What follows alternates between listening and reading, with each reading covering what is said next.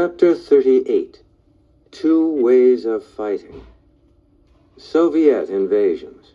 2 years after the Cuban Missile Crisis, Nikita Khrushchev, the Russian leader who had threatened to bury the United States, had been forced out of his position. The new leader, or premier, of the Soviet Union was Leonid Brezhnev.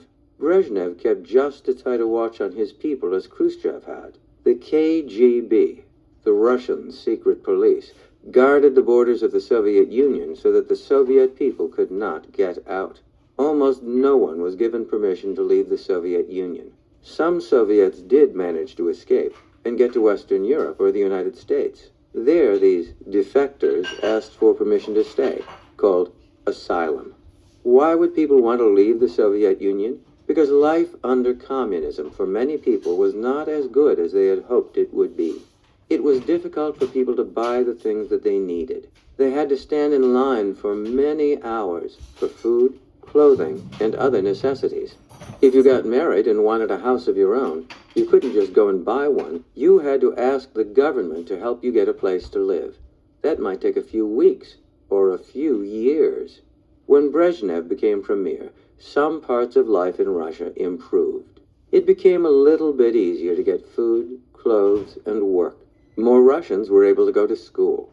But like Stalin and Khrushchev, Brezhnev didn't let Russians speak their minds about communism. Anyone who said or wrote or published anything critical of the Soviet government might be arrested by the KGB. The real name of the KGB was the Komitet Gosudarstvennoy Bezopasnosti, which was Russian for the Committee for State Security. The KGB's job was to stamp out any opposition to Brezhnev's government. If you were arrested by the KGB, you might go to jail, or you might be sent to Siberia, the huge, cold, northern wastelands of Russia, where in winter the temperature drops to more than 100 degrees below zero, and in summer never even gets above freezing.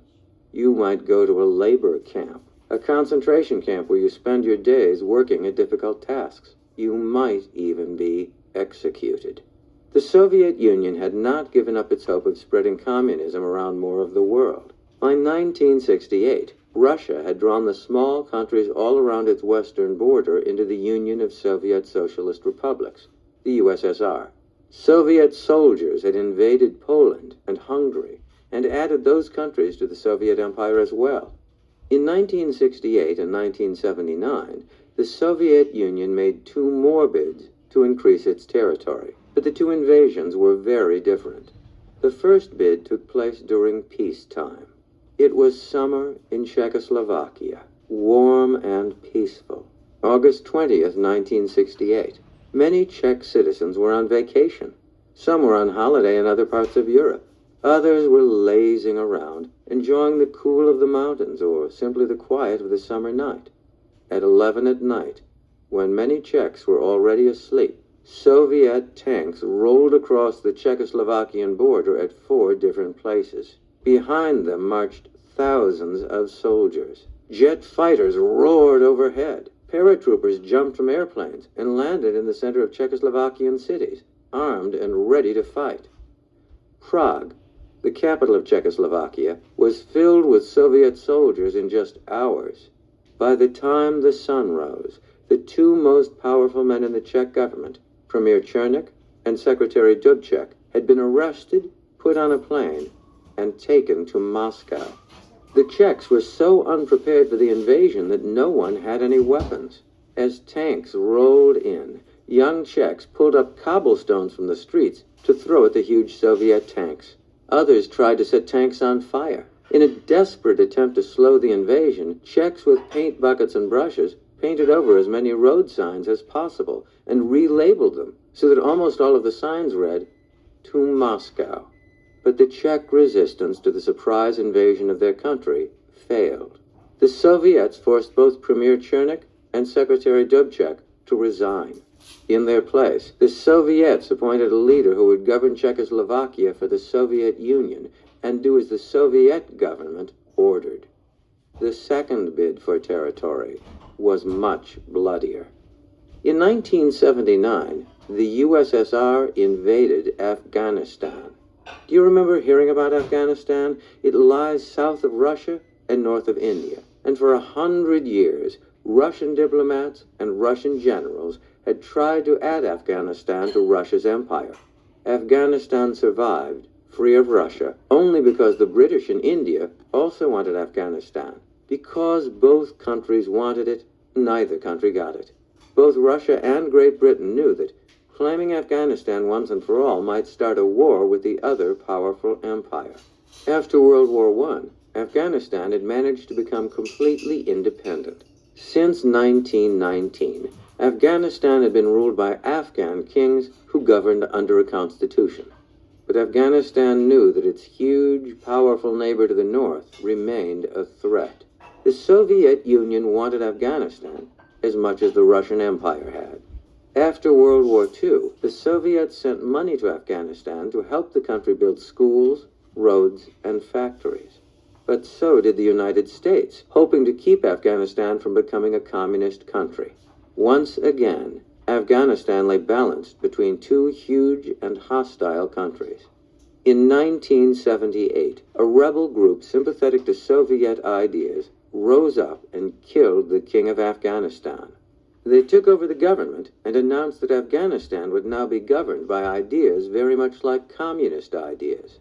Many Afghans saw this as the first step towards losing independence. They didn't want Soviet influence in their country, and they knew that communism's hatred of Christianity extended to all religious faiths.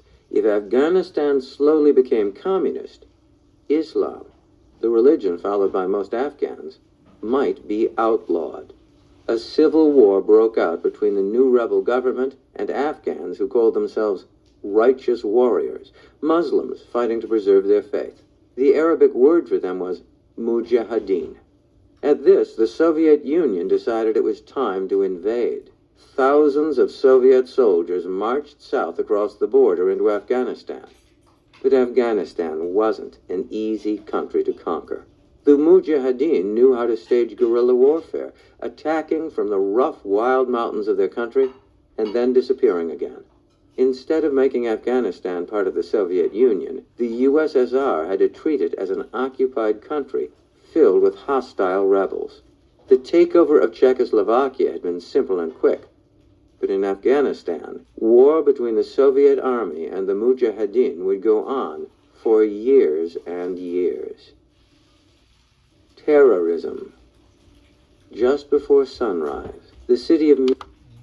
Okay, so that is the end of chapter 38, and I am going to see if I can successfully flip this. I did this backwards again. Let me see if I can flip this so you all can see the map if I do that. Let me see where that is. Okay, that should work perfect. So now if you just give me 1 second, because I don't want to stop the video, but I was making my dinner. Okay. So I'm going to go over the questions with you now. So here they are. Who became leader of the Soviet Union after Nikita Khrushchev? Brezhnev became the new leader. Give 2 reasons why people wanted to leave the Soviet Union. It was difficult for people to buy what they needed. It was hard to find a place to live. People could not say or write anything critical of the Soviet government. The KGB was the Russian secret police. What was their job? They were supposed to stamp out opposition. What country did the Soviet Union invade in 1968? It invaded Czechoslovakia. Were the Czechs ready for the attack? No, they were taken by surprise. How did they fight back? They threw cobblestones, they tried to set tanks on fire, and they painted over road signs and labeled them "To Moscow." What did the Soviets force the premier and the secretary of Czechoslovakia to do? They were forced to resign. What country did the USS invade in 1979? They invaded Afghanistan. What did the Soviets give Afghanistan money to do? They gave them money for schools, roads, and factories.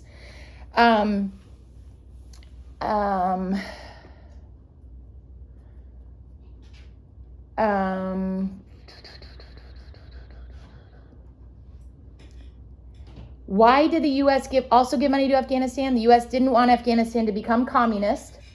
When rebels killed the king of Afghanistan, what country were the rebels sympathetic to? Sympathetic to the Soviet Union. Why were Muslims opposed to communism? Communism hated all religious faiths. What did the Afghans opposed to the new rebel communist government call themselves? Righteous warriors, or Mujahideen. How did the righteous warriors fight back against invading Soviet soldiers? They fought a guerrilla war against the Soviets. And did the Soviets take over Afghanistan? Not all the way. They had to treat it like an occupied territory. And then the thing that I was confused about is they accidentally labeled this one terrorism, and I don't think they meant to for the map. But I'm going to go ahead. I think now I can flip this, and so that I can zoom in on this. See how nicely that worked? So this is the Soviet invasions. So it says, the Soviet Union had not given up hopes in spreading communism more around the world. By 1968, Russia had drawn the small countries all around its western border in the Union of Socialist Republics, the USSR. Label the USSR on your map, and there it is, right there. In 1968 and 1979, the Soviet Union made 2 more bids to increase its territory. The first bid took place during peacetime in Czechoslovakia in August 1968. Label Czechoslovakia on your map.